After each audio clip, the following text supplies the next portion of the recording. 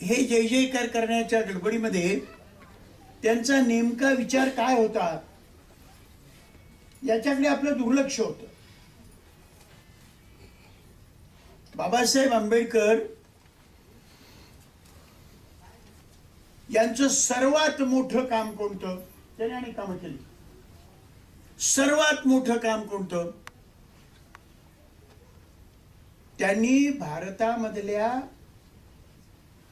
मागासलेल्या आर्थिकदृष्ट्या, सामाजिकदृष्ट्या, राजकीयदृष्ट्या मागासलेले जे लोक होते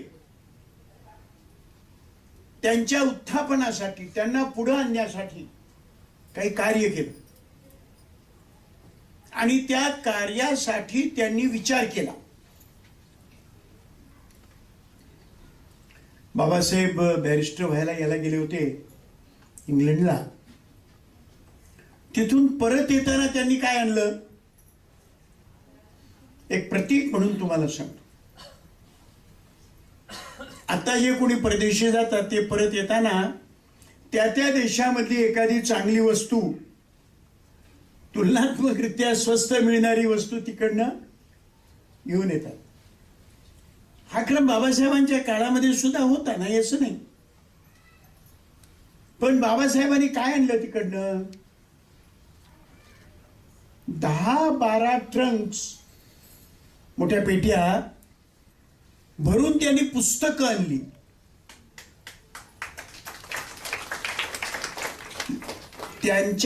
त्यांचे जेवढे चरित्रकार आहेत ते सर्व चरित्रकार असं सांगतात, बाबासाहेब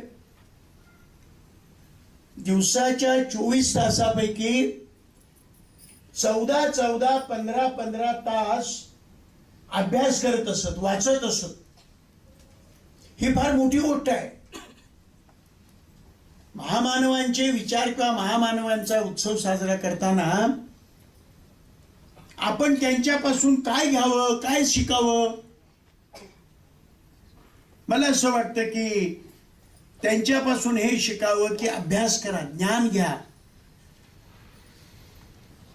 ज्ञानाला पर्याय नाही. मराठी मी इथे हिंदी भाषेमध्ये एक म्हण आहे, आपल्याला जमलं तर लक्षात ठेवा. अक्कल बडी के भैंस बडी? प्रश्न काय आहे? अक्कल बडी, ज्ञान मोठं आहे का म्हैस मोठी आहे? खरं मी हा प्रश्न जरा विक्षिप्तपणे विचारलेला आहे, गोष्ट खरी आहे, पण तरी सुद्धा त्याचा अर्थ काय आहे? ज्ञान मोठं आहे. जगातल्या सर्वात मोठ्या प्राण्यापेक्षा ज्ञान मोठं आहे. जगातल्या सर्वात मोठ्या प्राण्यांना काबूत ठेवण्याचं काम माणसाने केलेलं आहे. कशाच जोरावर? ज्ञानाच्या जोरावर. ज्ञानाला पर्याय नाही.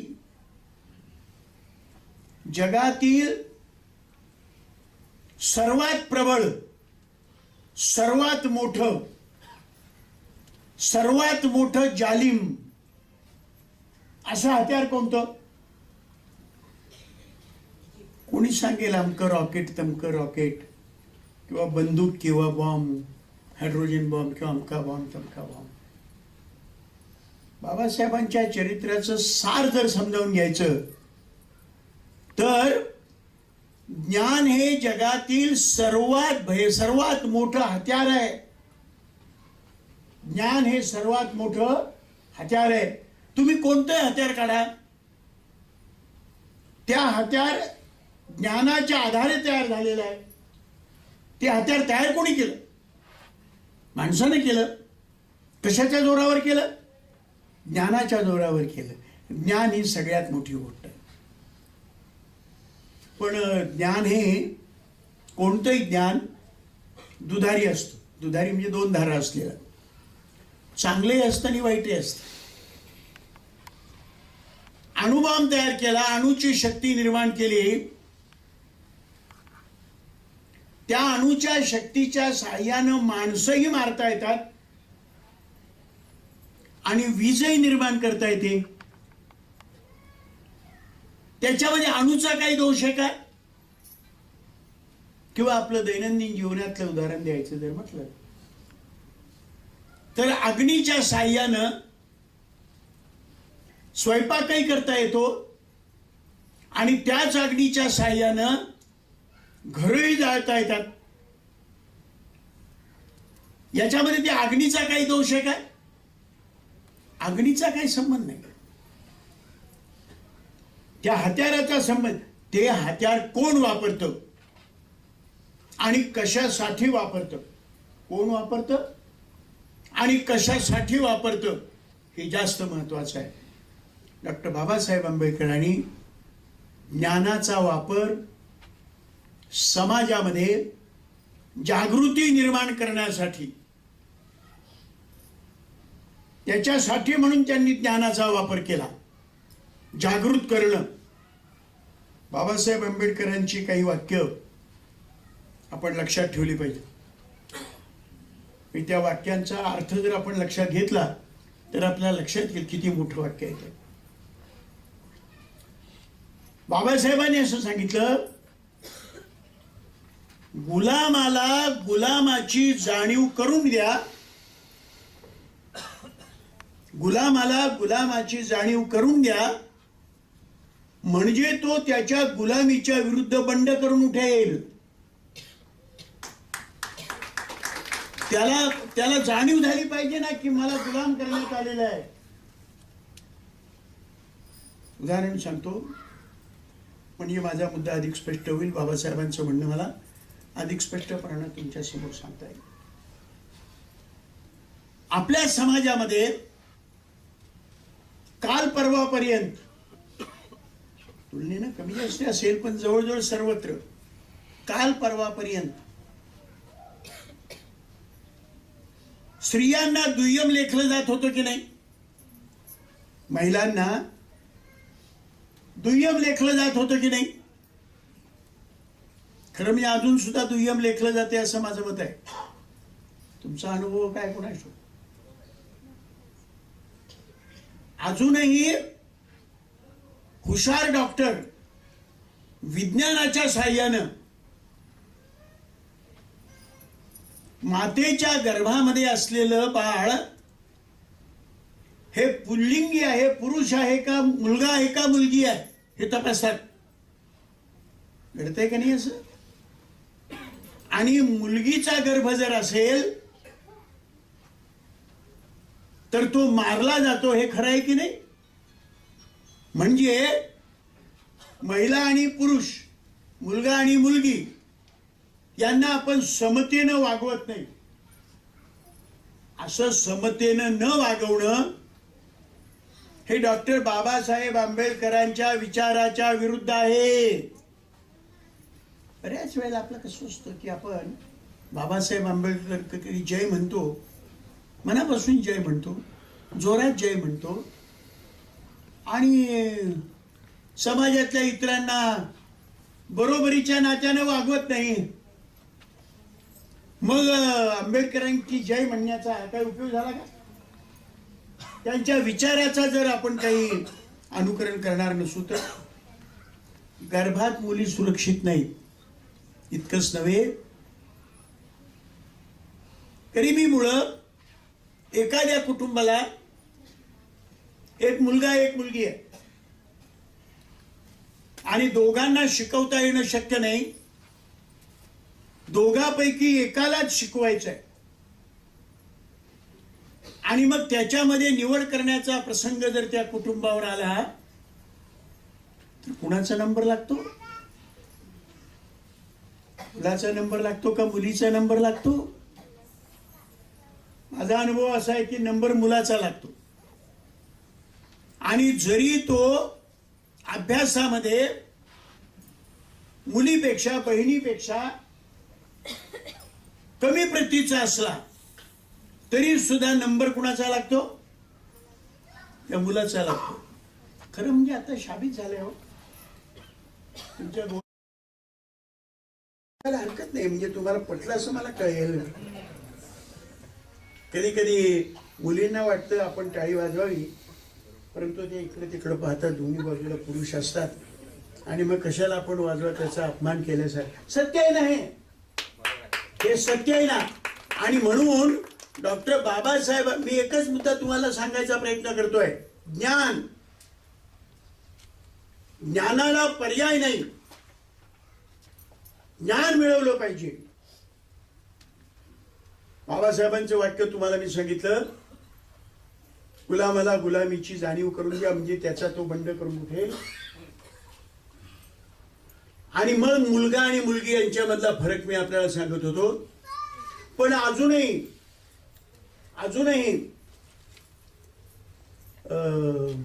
मुलींना, स्त्रियांना त्यांना स्वतःला सुद्धा आपण कमी आहोत असं वाटतंय का नाही? शिकलेल्या मुलींना वाटत नसेल कदाचित, परंतु इतर जर महिला घेतल्या तर त्यांना वाटतं काय आपला काय उपयोग आहे शिक्षणाचा, कारण त्यांच्या मनावर असा संस्कार केलाय. सारखा संस्कार संस्कार काय केलाय? काही झालं तरी मुलगी आहे, शिकली म्हणून काय झालं. आणि असं म्हणतात की शिकली तरी दुसऱ्याला देऊन टाकायची ना, असं म्हणतात ना. आणि मुलगा पाहिजे का मुलगी पाहिजे, त्या बाईला विचारा, बापाला विचारा, सासूला विचारा, सासऱ्याला विचारा. मुलगा पाहिजे का मुलगी पाहिजे? काय म्हणतात? मुलगा पाहिजे.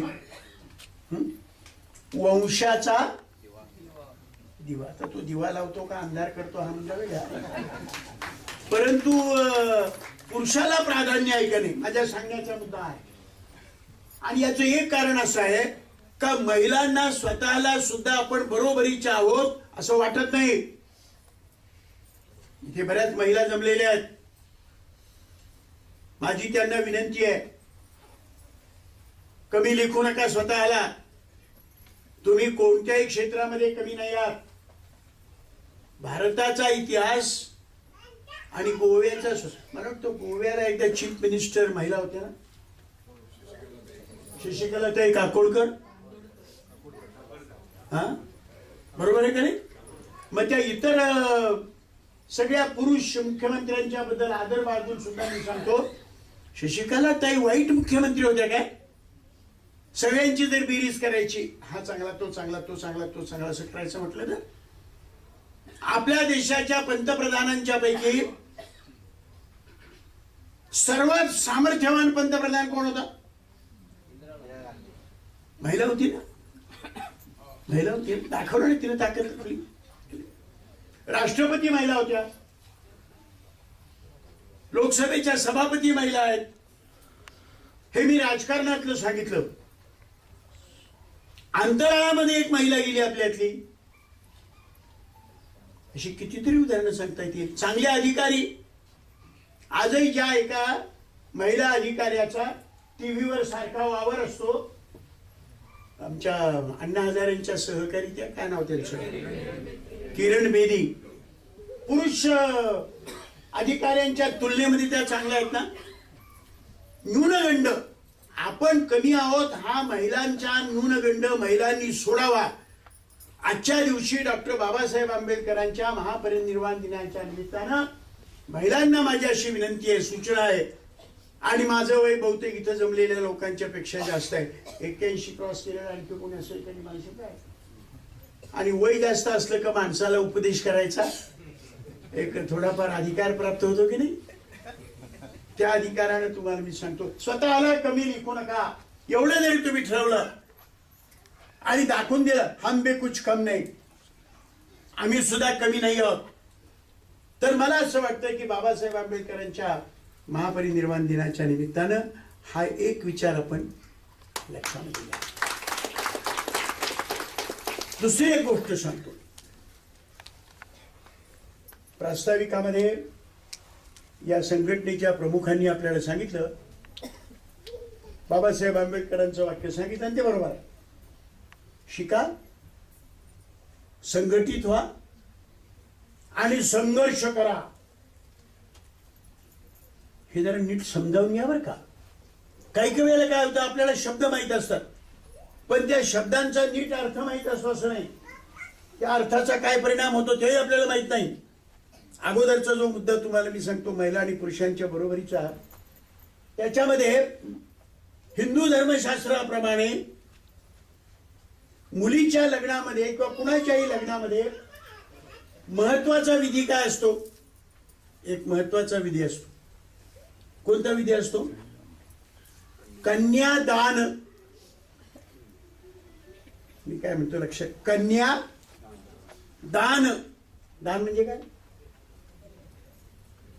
दान म्हणजे देऊन टाकायचं, असंच काही, अर्पण करणे. कन्या हे काय टेबल आहे काय? टेबल दान केलं, ठीक आहे. मोटार दान केली, मोटारसायकल दान केली. कन्या ही काय दान द्यायची वस्तू आहे का? ती एक जिवंत वस्तू आहे ना. तिला स्वतःला काय तिचं मन बी आहे का नाही? माझ्या मते पाहण्याचा हा दृष्टिकोन बाबासाहेबांनी बदलला. शिका, संघटित व्हा आणि संघर्ष करा. म्हणजे काय करा? शिका, शिक्षण घ्या. शिक्षण घ्या म्हणजे शाळा, कॉलेज, प्राथमिक शाळा हे शिक्षण घ्याच.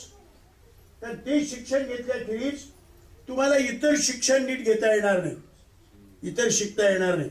पण बाबासाहेब जेव्हा म्हणाले शिका, याचा अर्थ फक्त शाळेतच जे शिकवलं जातं तेच शिका काय? जे कॉलेजमध्ये शिकवलं जातं तेच शिका काय? शाळा कॉलेजमध्ये व्यासपीठावर ज्ञानी मंडळी बसलेली आहेत, पण काय शिकवावं, काय शिकवावं हे तुमचे शिक्षक ठरवतात काय? तुम्ही विचार करून बघा. शिक्षकानं काय शिकवावं हे आणखी कुणीतरी ठरवतो, आणि तो जे ठरविल ते शिक्षकाला शिकवावं लागतं. बाबासाहेब आंबेडकर यांचं चरित्र आणि यांचे विचार शाळा कॉलेजमध्ये शिकवले जातात काय? आणि शिकवले गेले तर किती शिकवले जातात? थोडेसे नावापुरते. आणि काय शिकवलं जातं? आमच्या तारखेला जन्माला आले, शिकायला इंग्लंडला गेले, बॅरिस्टर झाले, नेहरूच्या मंत्रिमंडळामध्ये मंत्री झाले, पाहिजे तसा कारभार करता येत नाही म्हणून मंत्रिपदाचा राजीनामा दिला. वयाच्या शेवटी शेवटी त्यांनी हिंदू धर्म शिकवला, बुद्ध झाले आणि 1956 साली वार. एवढंच शिकवलं जातं की नाही? त्यांचा विचार काय होता? बाबासाहेब आंबेडकरांनी नेहरूंच्या मंत्रिमंडळातनं राजीनामा का दिला? काय कारण होतं? काहीतरी कारण होतं. ज्या तऱ्हेचा कायदा करावा अशी त्यांची इच्छा होती, त्या तऱ्हेचा कायदा झाला नाही. त्यांनी सांगितलं मला नको, आणि त्यांनी मंत्रिपद सोडलं. मंत्रिपद सोडणं परत अवघड असतं बरं का. एकतर ते सहजासहजी मिळत नाही, आणि मिळाल्यानंतर सोडून द्यायचं म्हणजे फारच. आणि तत्वासाठी, विचारासाठी. सांगायचा मुद्दा माझा काय? सांगायचा मुद्दा माझा असा आहे, डॉक्टर बाबासाहेब आंबेडकरांनी जी शिका म्हणून सांगितलं ते केवळ शाळा कॉलेजमध्ये नव्हे. कारण शाळा कॉलेजमध्ये खरं म्हणजे आजकाल मी कधी कधी म्हणतो तुम्ही याचा विचार करून ठेवा, तो वेगळा विषय आहे. इथे आपण सांगितलं की विद्यार्थ्यांचा तुम्ही सत्कार करता नाही का, त्यांना मदत करता. शाळा कॉलेजमधली मुलं आणि मुली हे विद्यार्थी आहेत. विद्यार्थी म्हणजे विद्या मिळवणारे विद्यार्थी. हे विद्यार्थी आहेत का परीक्षार्थी आहेत? विचार करून बघा. विद्यार्थी आहेत का परीक्षार्थी आहेत? माझं असं मत आहे परीक्षार्थी आहेत. म्हणजे कसं तरी करा आणि पास व्हा. मूळ पुस्तक, तुम्ही पुस्तकाच्या दुकानात जा आणि त्याला विचारा अर्थशास्त्र, समाजशास्त्र, राज्यशास्त्र, भूगोल, इतिहास कोणते, याचं मुख्य पुस्तक जे असतं, मूळ पुस्तक, ते जास्त विकलं जातं, ते जास्त वाचलं जातं का गाईड जास्त वाचलं जातं? झाब वाला, आप लॉ की बात कर रहे हैं, छोटी छोटी किताबें. म्हणजे जे पुस्तक वाचा म्हणून सांगितलं त्याच्याऐवजी त्या पुस्तकाचा अर्थ सांगणारं दुसरं पुस्तक वाचलं. मूळ ज्ञान न मिळवणं. तुमच्याकडे गोव्यात आहेत का नाही मला माहिती नाही, आमच्या महाराष्ट्रामध्ये काही पुस्तक असे आहे, अर्ध्या तासात परीक्षेची तयारी, पुस्तकाचं नावच आहे, अर्ध्या तासात परीक्षेची तयारी. दुसरं पुस्तक मोस्ट इम्पॉर्टंट क्वेश्चन्स. म्हणजे काय, यावर्षी परीक्षेला कोणकोणते प्रश्न येतील ते प्रश्न त्याचं उत्तर, ते प्रश्न त्याचं उत्तर, बाकी काही करायचं काही कारण नाही, हुकमपट्टी करा. माझा सांगण्याचा मुद्दा एकच आहे, बाबासाहेब आंबेडकर जेव्हा म्हणाले शिका, शिका म्हणजे केवळ शाळेतलं शिक्षण घेऊ नका, त्या शिक्षणाला मर्यादा आहे. हे जग बघा, जगात काय चाललंय ते बघा, भारतात काय चाललंय ते बघा, देशात काय चाललंय, आपल्या गावात काय चाललंय, आपल्या राज्यात काय चाललंय ते बघा, या सगळ्याचं ज्ञान घ्या म्हणजे शिका. मध्येच सांगतो, मी बरीचशी पुस्तकं लिहितो, पण मी लेखक नाही. कशी गंमत वाटते तुम्हाला? हे काहीतरी विचित्र सांगतो ह्या ग्रस्तासोबत वाटतं काय? मी पुस्तकं लिहितो परंतु मी लेखक नाही. म्हणजे काय? म्हणजे असं मी कार्यकर्ता आहे आणि कार्य करण्यासाठी पुस्तक लिहावं लागतं, कार्य करण्यासाठी ज्ञान मिळवावं लागतं. जो ज्ञान न मिळवता कार्य करेल त्याचं कार्य यशस्वी होणार नाही. म्हणून आपल्याला सगळ्या जगाचं ज्ञान मिळवलं पाहिजे. मी लिहिलेली पुस्तकं छोटी छोटी इथे विक्रीला बाहेर आणलेली आहेत. मी आपल्या सगळ्यांना विनंती करणार आहे, जाताना ती पुस्तकं बघा आणि त्यातलं तुम्हाला आवडेल तेवढे विकत घ्या. पैसे कमी असले तरी विकत घ्या. आजच्या दिवस समजा एक दिवस जेवणाला फाटा दिला तरी चालेल, घ्या, काय बिघडत नाही. फाटा देणे म्हणजे जेवण न करणे. पोट भरण्यासाठी आपण जेवढा खर्च आणि वेळ देतो त्याच्या तुलनेमध्ये डोक्यामध्ये ज्ञान भरण्यासाठी आपण खर्च करतो काय, याचा विचार करा. मनुष्याने जनावर यात फरक काय आहे? पोट हा फरक आहे काय? त्याला पोट आहे, आपल्याला पोट आहे. त्याला 4 पाय आहेत आणि आपल्याला 2 पाय आहेत. हा फरक आहे काय? खरा फरक काय आहे? माणसाचा मेंदू विकसित झालेला आहे आणि तो मेंदू अधिक विकसित करता येतो. म्हणून आपण ते, पण मी सांगत होतो एकच मुद्दा, कोणता? शिका. काय शिका? काय? आंबेडकरांचं पुस्तक वाचा ना. संयोजकांनी रागवणे, त्यांना कधी माझ्या बोलण्याचा राग येईल. माझ्या गावामध्ये महाराष्ट्रामध्ये मला आंबेडकर जयंतीला भाषण द्यायला बरेच लोक बोलवतात. गोव्यामध्ये प्रथम मला वाटतं या विषयावर बोलायला, इतर विषयावर बोलायला मी गोव्यात आलेलो. पण आंबेडकर जयंतीच्या सभेमध्ये मी बसतो, भाषण करतो आणि भाषण करता करता मास्तर असल्यामुळे मला सवय आहे, मी मध्येच विचारतो, डॉक्टर आंबेडकरांचा फोटो ज्यांच्या घरामध्ये आहे ते हात वर करा. जवळजवळ सर्व सभा हात वर करतात. नंतर मी प्रश्न विचारतो की डॉक्टर बाबासाहेब आंबेडकरांची मूर्ती, पुतळा कुणाकुणाच्या घरात आहे, हात वर करा. निम्मे लोक हात वर करतात. नंतर मी प्रश्न विचारतो, बाबासाहेब आंबेडकरांचं पुस्तक कुणाकुणाच्या घरात आहे ते हात वर करा. हातांची संख्या खूप कमी होते. आणि नंतर मी विचारतो, तिथे थांबत नाही, बाबासाहेब आंबेडकरांनी असंख्य पुस्तकं लिहिली, एक तरी पुस्तक बाबासाहेबांचं पहिल्या ओळीपासून शेवटच्या ओळीपर्यंत वाचलं असेल मनापासून, त्यांनी हात वर करावेत. जवळजवळ कोणी हात वर करत नाही.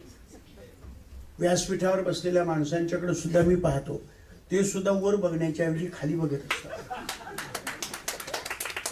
हे मी कशासाठी सांगितलं? डॉक्टर बाबासाहेब आंबेडकरांचा विचार ऐका ना, तो विचार करा ना. शिका म्हणजे काय? शिका बाबासाहेब आंबेडकरांचं जसं पहिल्यांदा सांगितलं की मुलींनी स्वतःला कमी लिखू नये, तसं आजच्या बाबासाहेबांच्या महापरिनिर्वाण दिनाच्या निमित्तानं मला आणखी एक सांगायचं आहे. कमीत कमी जाताना एवढं तरी ठरवा की पुढच्या वर्षीच्या या दिवसापर्यंत 365 दिवसामध्ये बाबासाहेब आंबेडकरांचं एक तरी पुस्तक मी पूर्णपणे वाचेल, अशी आज प्रतिज्ञा करणं म्हणजे या कार्यक्रमामध्ये सहभाग घेऊन. हार घालायचा चांगला आहे, गुलाल उधळायचा चांगला आहे, मेणबत्ती लावायची चांगला आहे, पण याहून चांगलं काय? बाबासाहेबांचं पुस्तक ही शिका. बाबासाहेबांचा दुसरा संदेश काय? संघटित व्हा. संघटित व्हा म्हणजे कोण संघटित व्हा? ज्यांच्यावर अन्याय होतो ते संघटित व्हा. तुम्ही एकटे अन्याय दूर करू शकणार नाही. याच्यासाठी म्हणून ज्यांच्यावर अन्याय होतो ते एक व्हा, एकजूट करा, एकत्र या. कोण कोण एकत्र यायला पाहिजेत मी सांगा. मी तुम्हाला उदाहरण सांगतो. एकजूट करा. मी कोणाची एकजूट करा? हरिण संपेल आणि वाद तेवढा शिल्लक राहील. तेव्हा एकजूट करताना सुद्धा ज्यांच्यावर अन्याय होतो ते एकत्र या. जे अन्याय करतात ते आणि ज्यांच्यावर अन्याय होतो ते यांची एकजूट होईल का? आपण करताना बघतोय म्हणून म्हणतो बरं का. मला कधी कधी राग येतो. आमच्या मराठीमध्ये एक म्हण आहे, हुरळली मेंढी. पण तुम्हाला यामध्ये म्हणी माहिती काय? आमच्याकडे एक म्हण आहे, हुरळली मेंढी लागली लांडग्याच्या पाठी. म्हणजे प्रेम करता करता ती इकडे तिकडे तिनं पाहिलं, सगळेच मुली प्रेम करतायत. तेव्हा एक मेंढी जी आहे त्या मेंढीलाही वाटलं आपण प्रेम करावं, आणि त्या मेंढीनं प्रेम कोणावर केलं? लांडग्यावरच केलं. लांडग्यावर प्रेम केलं तर तिच्या प्रेमाचं काय होणार? सांगायचा मुद्दा काय माझा? एकजूट करा, शिका, संघटित व्हा. संघटित व्हा म्हणजे कोण संघटित व्हा? ज्यांच्यावर अन्याय होतो ते संघटित व्हा. असे संघटित झाला तरच तुम्ही अन्याय दूर करू शकाल. डॉक्टर बाबासाहेब आंबेडकर महाज्ञानी होते. जगामध्ये त्यांच्या ज्ञानाला तोड नाही असा मनुष्य. पण काय सांगतो? त्यांनी पक्ष स्थापन केला, त्यांनी संघटना स्थापन केली, त्यांनी एकजूट केली. कुणाची एकजूट केली? दलितांची केली, मागासलेल्यांची केली, ज्यांना समाजाने परंपरागत पद्धतीनं शिकू दिलं नव्हतं. शिक्षणाची बंदी होती. तुम्हाला ठाऊक आहे ना का नाही ठाऊक? आपल्या देशामध्ये शिकायची बंदी होती. शिकायचं नाही. तुमची जात काय? अमकी. तुम्ही शिकायचं नाही का? तुमची जात आहे. तुम्ही कोण? आम्ही मुलगी आहोत. मग तुम्ही शिकायचं नाही. कारण का? तुमची शिकायची लायकी नाही. हे पुराण काळापासून चालत आलंय आणि अजूनही त्याचा अवशेष शिल्लक आहे. महाभारतामध्ये कौरव पांडवांचे गुरु द्रोणाचार्य त्यांना धनुर्विद्या शिकवत होते. त्यांच्याकडे तुम्ही मला शिकवा असं सांगायला महाभारतातली गोष्ट आहे बरं का, माझ्या पदरीची सांगत नाही. नाही तर तुम्ही म्हणाल की बहुतेक यांनी कुठल्या तरी टीव्ही चॅनलवर बघितलेलं असावं. महाभारत काढून बघा, त्याच्यामध्ये आहे. कर्ण त्यांच्याकडे विद्या मागायला गेला. द्रोणाचार्यांनी सांगितलं तू कोळ्याचा मुलगा आहेस. कारण कर्ण जन्माला आल्यानंतर कुवारी असताना जन्म आला म्हणून कुंतीनं त्याला पाण्यात सोडून दिला होता. आणि पुढे राधेनं एका कोळ्याच्या कुटुंबाने त्याला सांभाळला आणि तो मोठा झाला.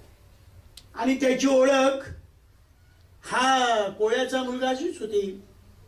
द्रोणाचार्याने सांगितलं की तू ज्या जाती जन्माला आलेला आहेस त्याच्यामध्ये शिकवता येत नाही, मी तुला शिकवणार नाही. पुढे त्याला राजा झाला, अमकं झालं तमकं झालं, ती गोष्ट. मुद्दा काय मला सांगायचा आहे, महाभारतामधली ही कथा काय सांगते, त्या काळामध्ये क्षुद्रांना, मागासलेल्यांना, हरिजनांना ही नावं सुद्धा जरा नीट लक्षात ठेवली पाहिजे का. म्हणजे कसं, एक काळ असा होता की महार मांगांना महार मांग असंच म्हणायचे, जे आहे ते म्हणायचं, अशी पद्धत होती महार मांग.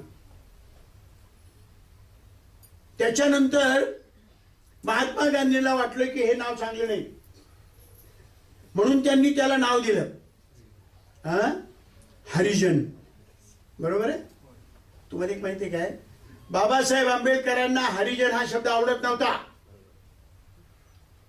त्यांना हरिजन म्हणजे देवाचे पुत्र, देवाची माणसं.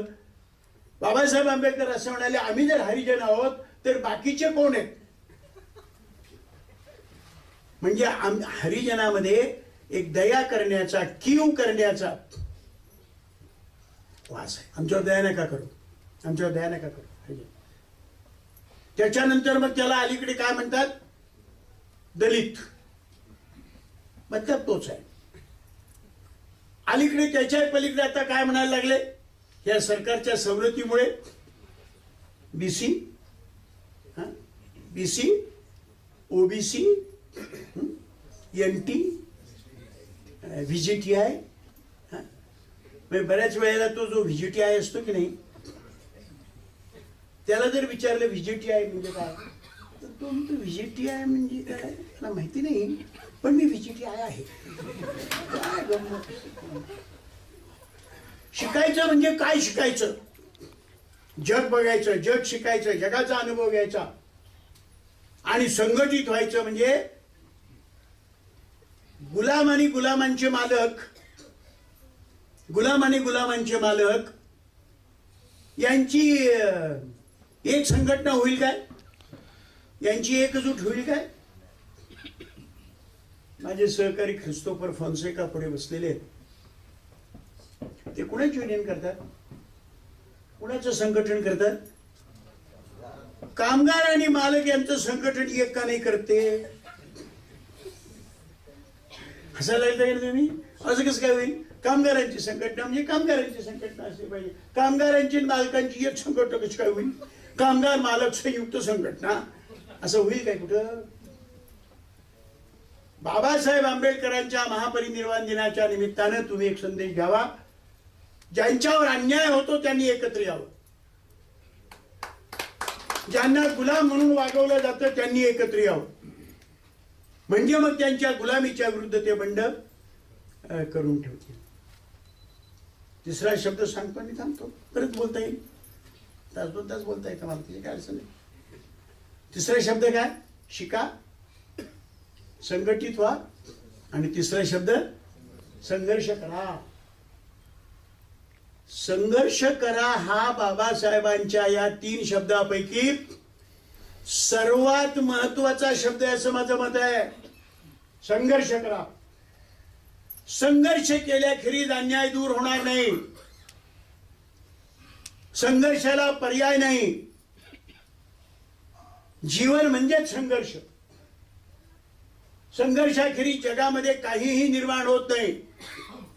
कृती केली पाहिजे, संघर्ष केला पाहिजे.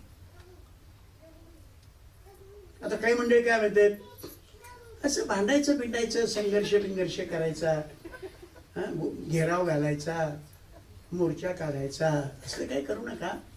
गुण्या गोविंदानं हा वागावा. आणि हा उपदेश कुणाला करतात, मी सांगितलेली एक संघटना सांगितली की नाही, वाघ शिळी. शेळ्यांनाच सांगतायत. काय सांगतायत, त्यांच्यावर अन्याय झाला त्यांनाच सांगतायत. काय सांगतायत, संघर्ष करू नका, समजूत्यानं घ्या. त्यानं खाऊ नये तुम्हाला, पण जर खाल्लं असेल तर एवढं लागवायचं काही कारण नाही. मी जरा मुद्दा समजावा म्हणून जरा गमतीनं सांगतो, पण मुद्दा बरोबर आहे का नाही. संघर्ष. आणि तुम्हाला मी सांगतो, तुम्ही जर ते टीव्ही मधलं जागृती चॅनल किंवा डिस्कवरी पाहत असाल तर असं दिसतं गायींचा कळप, जेव्हा कळप एकत्र येतो तेव्हा ते वाघाला सुद्धा पळवून लावतात. खरी गोष्ट आहे की नाही? पळवून लावू शकतात की नाही?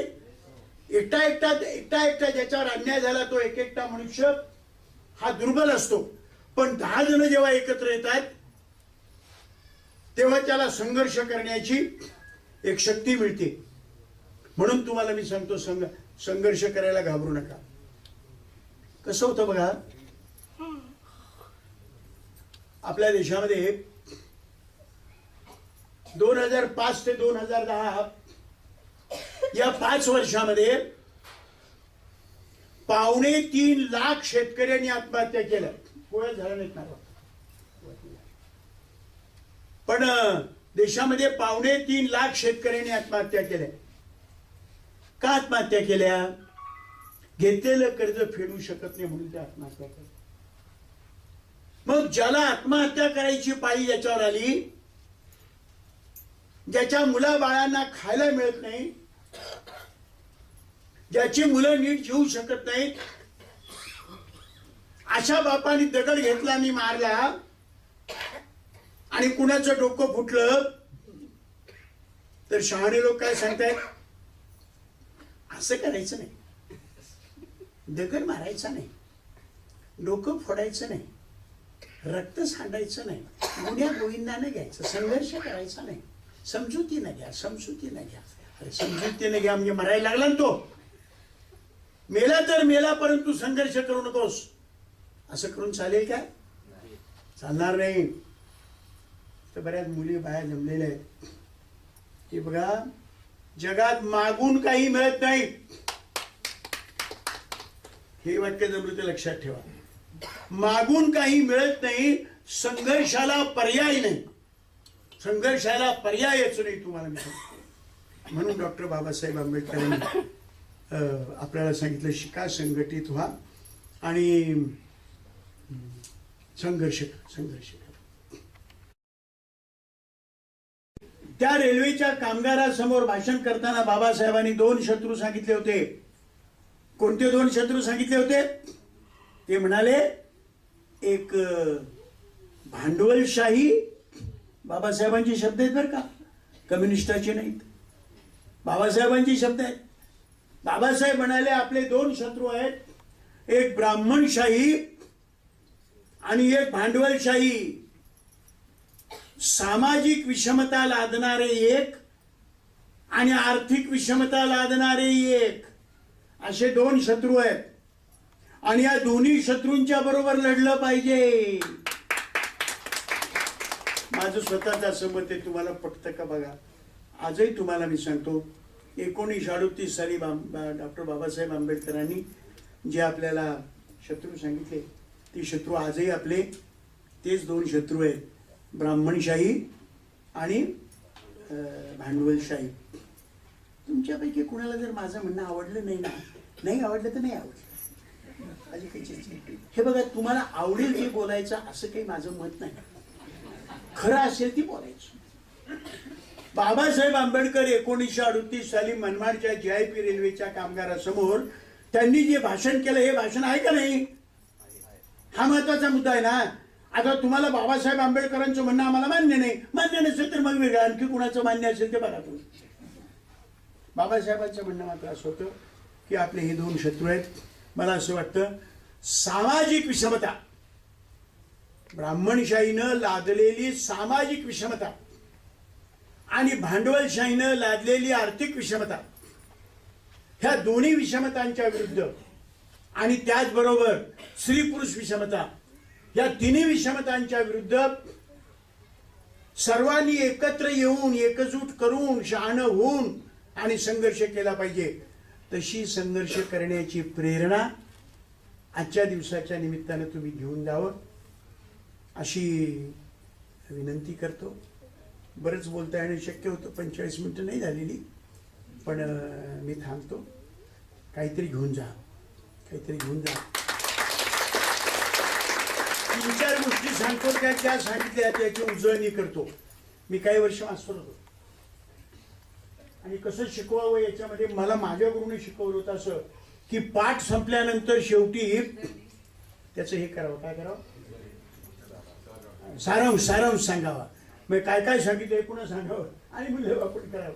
मी तुम्हाला पहिल्यांदा असं सांगितलं, सर्वात श्रेष्ठ गोष्ट, सर्वात मोठे हत्यार हे ज्ञान आहे, लक्षात ठेवा. आणि नंतर मग मी तुम्हाला डॉक्टर बाबासाहेब आंबेडकरांचे 3 शब्द माझ्या मतानं समजावून सांगितले. शिका म्हणजे काय शिका, संघटित व्हा म्हणजे कोण कोण संघटित व्हा, आणि संघर्ष करा म्हणजे काय करा. संघर्षाला पर्याय नाही, मागून काही मिळत नाही, संघर्षाला पर्याय नाही, तुम्हाला मी सांगितलं. आणि शेवटी 1938 साली डॉक्टर बाबासाहेब आंबेडकरांनी जो आपल्याला शत्रू सांगितले, जे 2 शत्रू सांगितले तेच आजही आहेत असं माझं मत आहे. त्याचा सुद्धा तुम्ही विचार करावा. आणि जे सांगितलं हे बघा, व्याख्यान देणं काम सोपं आहे बरं का. व्याख्यान देणं सोपं आहे, म्हणजे फारच सोपं आहे असं नाही, कारण व्याख्यान देण्यासाठी आपल्याला वाचावं लागतं ना, आपल्याला अभ्यास करावा लागतो की नाही. पण तुलनात्मकरित्या व्याख्यान देणं सोपं आहे. कृती करणं अवघड आहे, कृती करणं अवघड आहे. शिकण्याची, संघटित होण्याची आणि संघर्ष करण्याची कृती करणं आवश्यक आहे. मला कळलं नाही, मी इथे आल्यानंतर मग तुमच्या अध्यक्षांना काय विचारत होतो की तुम्ही करता काय, तर त्यांनी काय काय करतो ही माहिती सांगितली. पण मी म्हटलं मग तुमचे काय प्रश्न आहेत, ते म्हणजे बरेच प्रश्न आहेत. म्हणजे पहिला 1 नंबरचा प्रश्न सांगा, सगळ्यात मोठा प्रश्न सांगा. त्यांनी मला काय सांगितलं, त्यांनी मला सांगितलं की गोवा हे जेव्हा केंद्रशासित प्रदेश होता तेव्हा या केंद्रशासित प्रदेशामध्ये आमची संख्या, दलितांची संख्या 15% होती. बरोबर ना मी सांगतो, रिझर्वेशनसाठी. रिझर्वेशनच्या म्हणजे ज्यांना रिझर्वेशन द्यायला पाहिजे त्यांची संख्या 15% होती. बरोबर, आरक्षण 15% होतं.